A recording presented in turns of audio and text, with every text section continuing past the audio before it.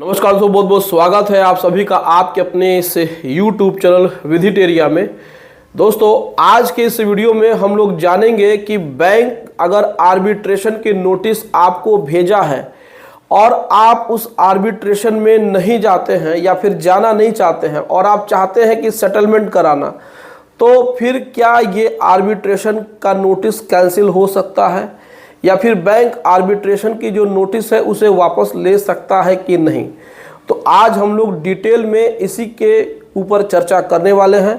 बहुत सारे लोगों को आर्बिट्रेशन की नोटिस आ रही है और बहुत ही तेज़ी से ये नोटिसें आ रही हैं, क्योंकि हम देख रहे हैं कि बैंक का क्लोजिंग ईयर समाप्त हो रहा है और बैंक आने वाले 4 से 5 दिनों में यानी कि अप्रैल महीने के फर्स्ट वीक से ही बहुत सारे लोगों को लीगल नोटिस भेजना शुरू कर देंगी, जिनके जिनके खाते इस मार्च महीने में एनपीए हुए हैं। क्योंकि आप सभी को पता है कि मार्च महीना जो होता है वो बैंकों के लिए क्लोजिंग का लास्ट ईयर होता है। हर साल उनकी बैलेंस शीट तैयार होती है, जैसे कि एक साल में उन्होंने कितना लोन दिया, एक साल में उनको कितना पैसा मिला, कितनी रिकवरी हुई, कितनी रिकवरी नहीं हुई, कितने खाते एनपीए हुए और कितने एनपीओ से पैसा मिला। तो इसी तरीके से उनका होता है फाइनेंशियल ईयर, जो 1 अप्रैल से 31 मार्च तक होता है। तो अभी मार्च का क्लोजिंग चल रहा है, तो बहुत सारे लोगों को नोटिसें नहीं जा रही हैं, लेकिन आने वाले अप्रैल महीने से ये नोटिसें जानी शुरू हो जाएंगी। ये जनरल प्रक्रिया है, हर साल ऐसा होता है। जिनके मार्च में अगर एनपीए होते हैं अकाउंट 15 तारीख के बाद से, तो बैंक उनको नोटिस अप्रैल से देना शुरू कर देती है, क्योंकि बैंक अभी नोटिस भेजना शुरू नहीं करती है। बहुत सारे लोगों को जाती भी है, लेकिन अमूमन यही देखा जाता है कि अप्रैल महीने से नोटिसें भेजी जाती है। तो ऐसे कंडीशन में अभी आपको क्या करना है, जब आपको आर्बिट्रेशन की नोटिस आई है और आप चाहते हैं कि ये आर्बिट्रेशन की नोटिस बैंक वापस कर ले, बैंक हमारा आर्बिट्रेशन ना कराए, हम सेटलमेंट करना चाहते हैं, तो क्या ये वापस हो सकता है? तो देखिए, ऐसा बिल्कुल भी पॉसिबल है। अगर आप बैंक को एक एप्लीकेशन देते हैं, चाहे वो मेल के माध्यम से दें या फिर हैंड टू हैंड जा कर के दें, बाई पोस्ट देने की कोशिश मत करिएगा, क्योंकि बाई पोस्ट आप जब भी लेटर भेजते हैं तो वह लेटर आपका उनके तक पहुंचता तो है, लेकिन वो रिसीव नहीं करते हैं या फिर उसको कभी कभी पढ़ते भी नहीं हैं। तो बहुत सारे लोग जो गलती करते हैं कि अपनी समस्याओं को बैंक को स्पीड पोस्ट के माध्यम से बताते हैं, तो बैंक हो सकता है कि उसको रिसीव भी कर ले, पढ़ भी ले, लेकिन उसका कोई जवाब नहीं देता है। तो अगर आपको आर्बिट्रेशन की नोटिस आई है, आपको ऑब्जेक्शन करना है, आपको आपत्ति करना है, तो आप कोशिश करिए कि बैंक के रीजनल ऑफिस में जाएं। रीजनल ऑफिस में जा करके आप एक एप्लीकेशन वहाँ पे दीजिए कि सर हमको सेटलमेंट करना है, और ये जो आपने आर्बिट्रेशन का जो नोटिस हमको भेजा है, इस नोटिस को आप कैंसिल करा लीजिए।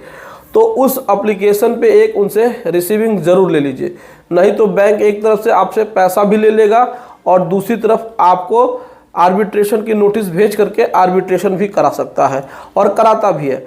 तो पहले तो आप एप्लीकेशन लिख करके लेके जाइए, तो उनसे साइन ज़रूर करा लीजिए। साइन होने से ही डॉक्यूमेंट अप्रूव्ड माना जाता है, ऑथेंटिक माना जाता है, और अगर भविष्य में बैंक अपनी बात से मुकरेगा तो वह डॉक्यूमेंट आपके लिए काम हो जाएगा।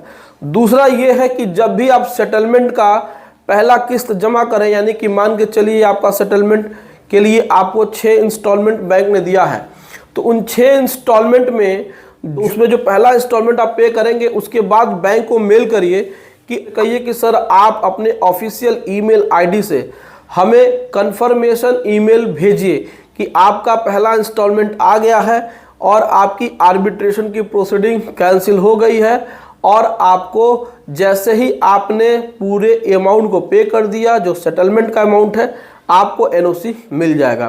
तो ऐसा कंफर्मेशन मेल भी लेना उनसे ज़रूरी है।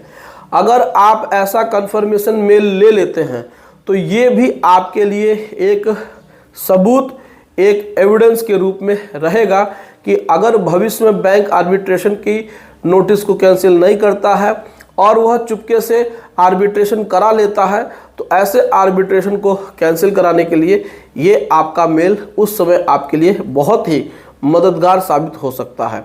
तो हमेशा याद रखिए कि कोशिश करिए कि बैंक के रीजनल ऑफिस में जा कर के ही आप सेटलमेंट की बात करिए, एप्लीकेशन दीजिए और वहाँ पर जो आर्बिट्रेशन की नोटिस है उसको कैंसिल कराइए।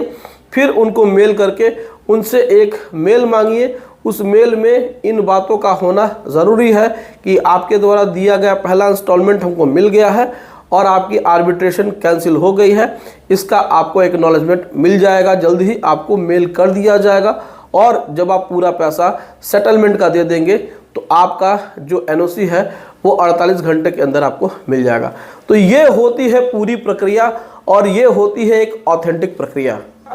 ऐसे सिचुएशन में आपको कोई नुकसान नहीं होगा, आपको भविष्य में कोई प्रॉब्लम नहीं होगी। कोई भी परेशानी अगर होती है तो ऐसे मेल आपके पास रहेंगे तो आप अपना बचाव कर सकते हैं।